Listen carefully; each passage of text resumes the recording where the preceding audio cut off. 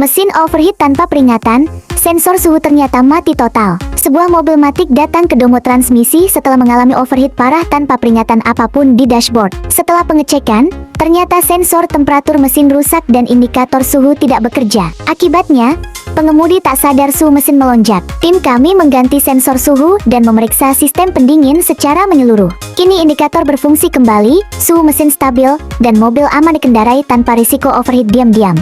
Jadi kalau Anda punya masalah dengan mobil Matic, langsung aja datang ke Domo Transmisi.